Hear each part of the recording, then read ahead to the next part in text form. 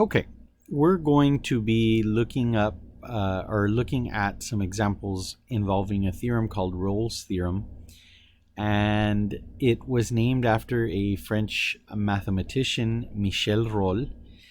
And the only reason why I pronounced it correctly was because I called my friend that's a French teacher, Mrs. Lopez. And so shout out to Mrs. Lopez for giving me the pronunciation for Michel Rolle. But Rolle's theorem is a really nice theorem, and it's very simple to understand the concept. We're going to talk about the requirements of the theorem, and then we'll look at the concept. But an interesting facts about Rolle. He was one of the early, antagonists of the idea of calculus.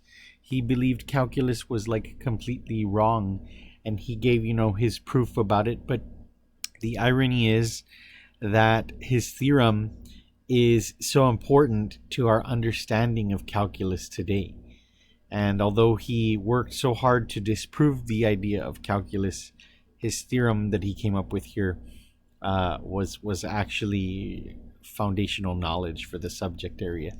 So that's interesting. Another fact to note is that he was one of the first people, and this is around late 1600s, early 1700s, one of the first people to accept the fact that negative numbers, so for example, a number like -2 is greater than -5. Okay, you'd think that that was a given, but they were debating that. Someone like who was it? Maybe Rene Descartes thought that it was the other way around, that a number like -5 was greater than -2, and that is actually incorrect. So Rolle was actually one of the first people to note something like that. But anyway, at any rate, here it is. Rolle's theorem, the requirements. Number one, the function has to exist on a closed interval from a to b. Okay, it has to have clearly defined endpoints. Number two, f of a, that means when you plug in a and when you plug in b, they should be equal.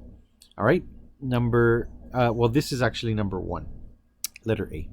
All right, letter B, the second requirement is that the function has to be continuous on the closed interval.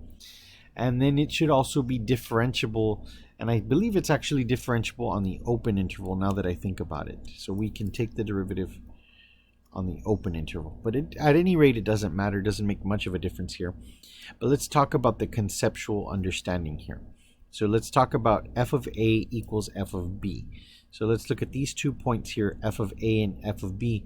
Well, when you think about this, all right, these are the endpoints of the graph. They are exactly the same.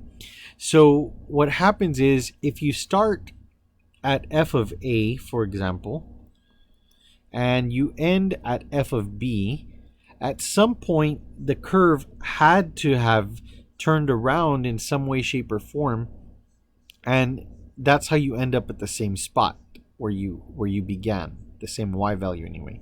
So the point at which it turned and changed direction, well, that's where the slope of the tangent has to equal 0. All right, so that's pretty evident in this first graph here that I call letter A, and it's also evident here in this second graph, letter B. Okay, if you see here, there's at least one point where f prime of c equals 0. There's at least one point where the derivative equals 0. But notice here there are actually in this graph 3 points. Just so happens there's 3 points. Okay, but that's just the basic concept. Obviously, if you start and end at the same place, it had to have turned back around, and that point where it turned back around is where the derivative equals 0. So what we're going to do is we are going to look at some nice little problems here. We're going to work them out. We're going to verify that we satisfy the conditions of the theorem. First condition of the theorem is to check, does f of a equal f of b? So let's figure that out. So this is a and this is b, so we're going to first find f of 0. 4 times 0 to the 4/3 minus 6 times 0 to the 1/3. Well, that's just 0. All right, now we plug in 6. All right, now you're probably going to want to use a calculator for this next one. All right, and I'm just going to give it to you. All right, so let's see what it looks like. you end up with something that's approximately, oh, I don't know, what do I have? 32.708. So what we see here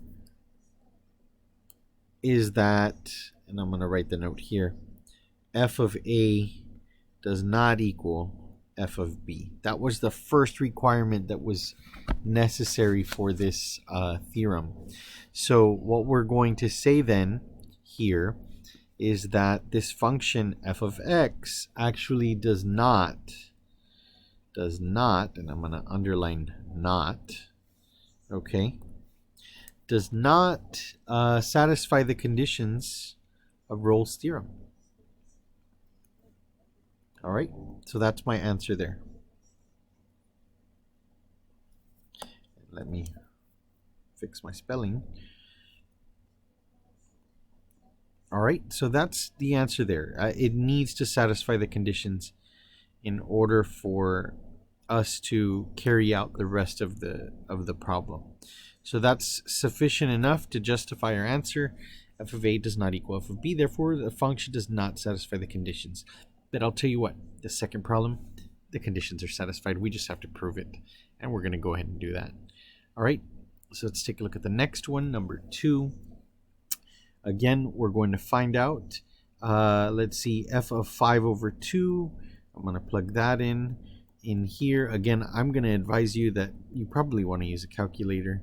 All right, you know, sometimes it's nice when we get easy numbers we can plug in, but a lot of people don't like fractions. But they're our friends. Anyway, we're going to plug in the 3. And I'm going to tell you that I've already done all of this work. And what I actually have found out is that both of these evaluate to 0. So the first condition is satisfied. That is to say that f of a equal f of b. All right, so they are equal. All right, so what do we know? Well, this right here is a polynomial. And so that's actually really nice because it actually helps us with the rest of the conditions. And I'm going to write that in blue. I'm going to write, well, f of x is a polynomial. So the second and third conditions of Rolle's theorem was that it had to be continuous and differentiable on the interval. Well, guess what? It's a polynomial. Therefore, we can say that f of x is actually continuous, okay, and differentiable, okay, everywhere. All right, so whether it's in this interval or not, it is continuous and differentiable everywhere. So we've satisfied all 3 conditions of Rolle's theorem. Now all we need to do is take the derivative.